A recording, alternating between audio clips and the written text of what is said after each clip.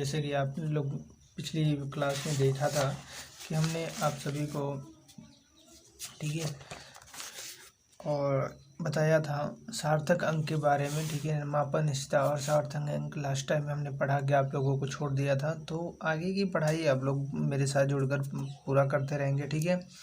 और जो लोग अभी चैनल को सब्सक्राइब नहीं किए कर लेंगे, ठीक है, और बेल आइकन भी दबा लेंगे, जिससे ये होगा कि हम अब सारे वीडियो का नोटिफिकेशन आपको मिलता रहेगा। सारे टॉपिक में आपको टॉपिक बाय टॉपिक सब कुछ समझाने वाला हूँ, ठीक है। जिससे आपको कोई भी असुविधा अगर होती है तो आप हमसे कमेंट करके ज़रूर पूछिए, ठीक है। गणनाओं में सार्थक अंक अब होता क्या है, ठीक है। अभी ये होता क्या है कि इसमें करते कैसे हैं, ठीक है। गणनाओं में सार्थक अंक निम्नलिखित प्रकार से है, ठीक है।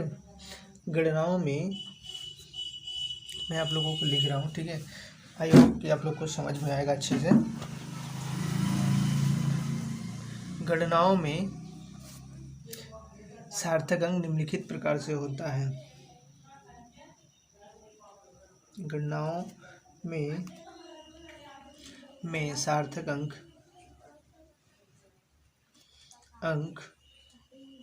निम्नलिखित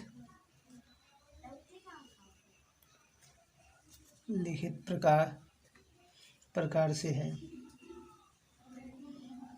ठीक है। यहाँ तक आपको बातें समझ में आ गई होंगी, ठीक है। मैं थोड़ा सा जूम कर दे रहा हूँ, ठीक है, जिससे आपको देखने में थोड़ा सा सहायता हो जाएगी, ठीक है। गणनाओं में सार्थक अंक निम्नलिखित प्रकार से है। पहला नंबर होता है क्या, जोड़, ठीक है। जोड़ तथा घटाव, ठीक है। तो जैसा कि आपने हमने बताया, ठीक है। जोड़ तथा घटाव, जोड़ तथा घटाव, ठीक है। जोड़ तथा घटाव, जोड़ने और घटाने निम्न बिंदुओं को ध्यान में रखना चाहिए, ठीक है। जोड़ने और घटाने में निम्न बिंदुओं का ध्यान में रखना चाहिए। जैसे पहला, सभी राशियों को एक समान मात्रक में बदलना चाहिए, ठीक है। आप लोग नोट करते रहिएगा, सभी राशियों को एक समान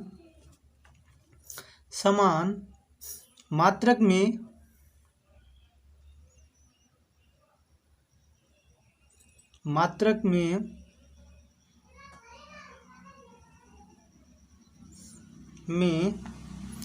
बदलना चाहिए, ठीक है। ठीक, ये हो गया फर्स्ट, ठीक है। उसके बाद सेकंड है, यदि एक राशि को 10 की घात में व्यक्त किया गया है तो अन्य सभी, ठीक है, हम बोल दे रहे हैं, आप लोग नोट करते रहिए, ठीक है। यदि एक राशि को 10 की घात में व्यक्त किया गया है तो अन्य सभी राशियों को भी 10 की घात के रूप में परिवर्तित कर लेना चाहिए, ठीक है। ये चीज़ समझ में आ गया। उसके बाद थर्ड नंबर, ठीक है, जोड़ और घटाने के बाद प्राप्त परिणाम में दशमलव के बाद, ठीक है, जोड़ और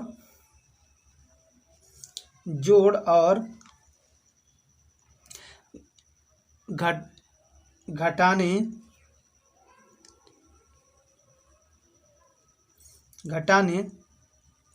के बाद प्राप्त परिणाम, ठीक है, आप लोग नोट कर लीजिए, प्राप्त परिणाम में दशमलव के बाद उतने ही स्थान तक अंक सार्थक होते हैं जितने की किसी अवयवी संख्या में न्यूनतम होते हैं, ठीक है। ये चीज़ें आप लोग नोट कर लिया होगा, ठीक है। उसके बाद एक उदाहरण हम आपको समझा दे रहे हैं, ठीक है। उदाहरण के माध्यम से दिख रहा है आप लोगों को?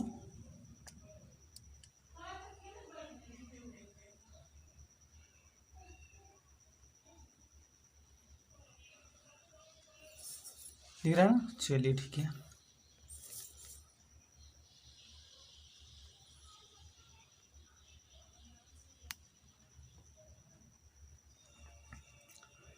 उदाहरण देखते हैं,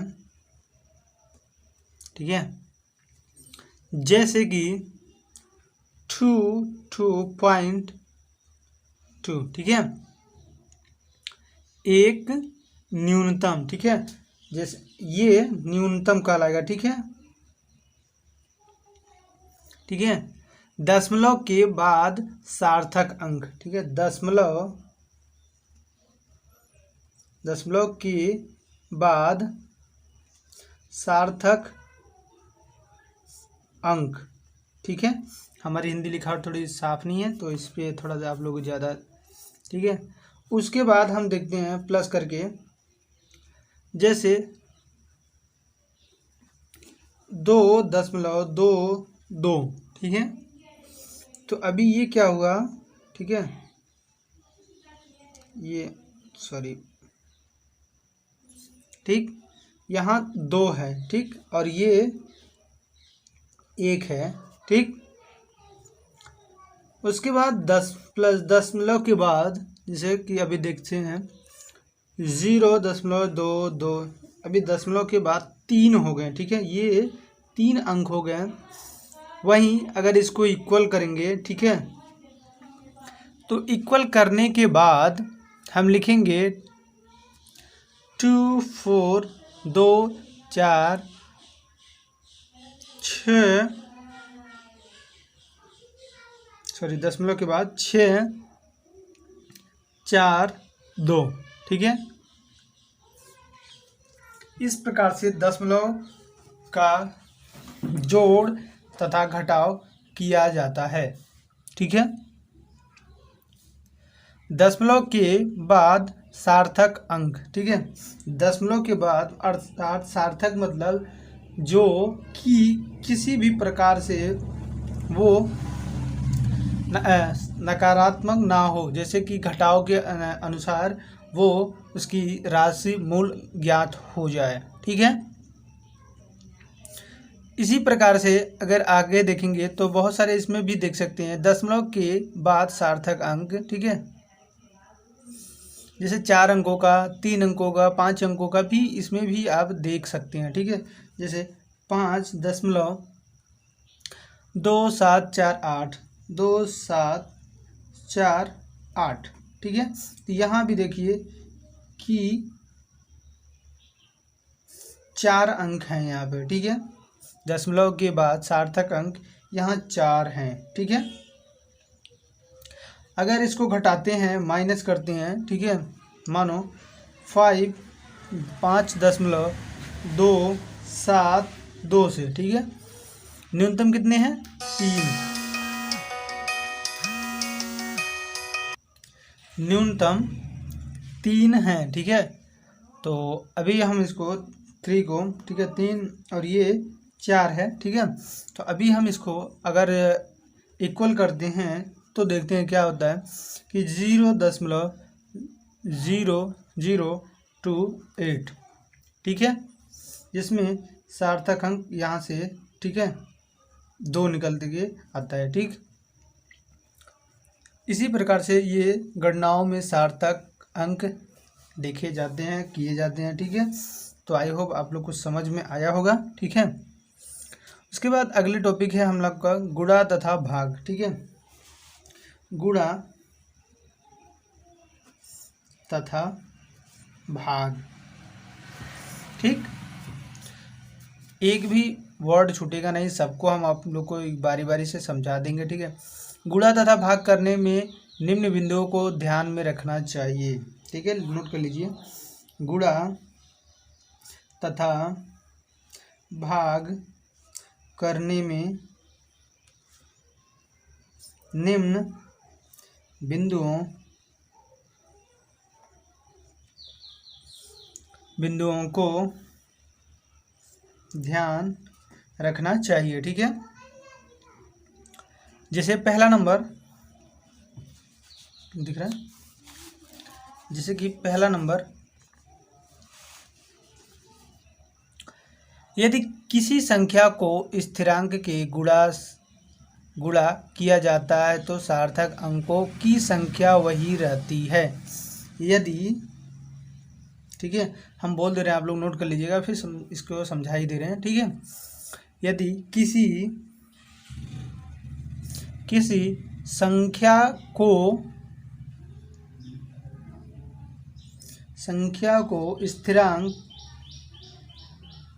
स्थिरांक से गुणा किया जाता है,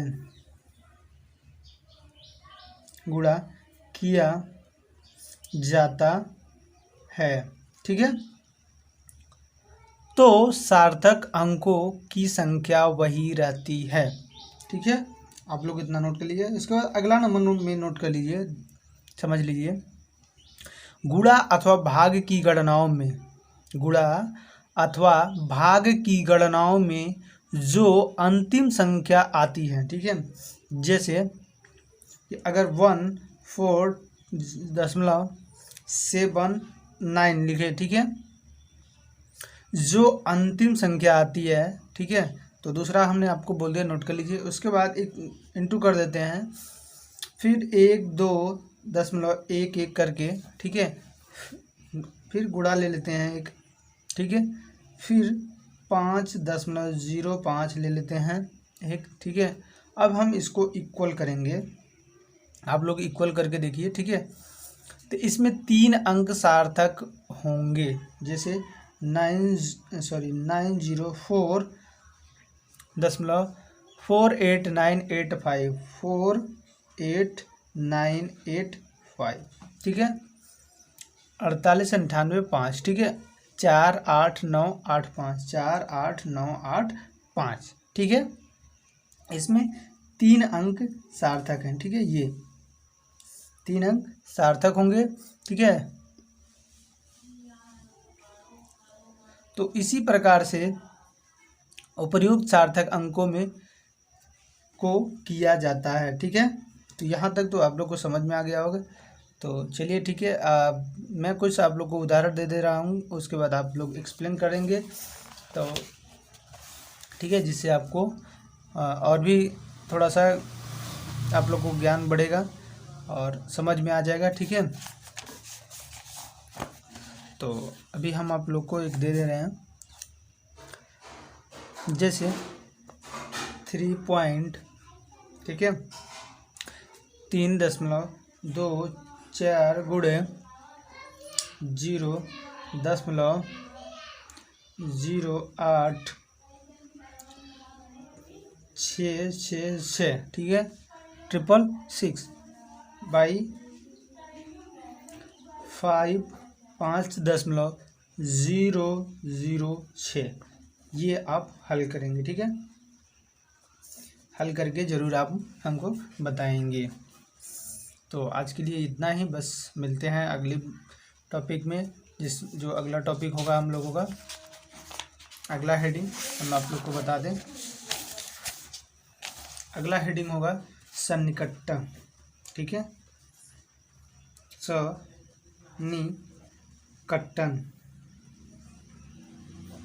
ये होगा अपना राउंडिंग ऑफ, ठीक है, राउंडिंग ऑफ, ये होगा अपना अगला हेडिंग। तो यहीं से हम लोग आगे की पढ़ेंगे, ठीक है। तो जय हिंद, वंदे मातरम।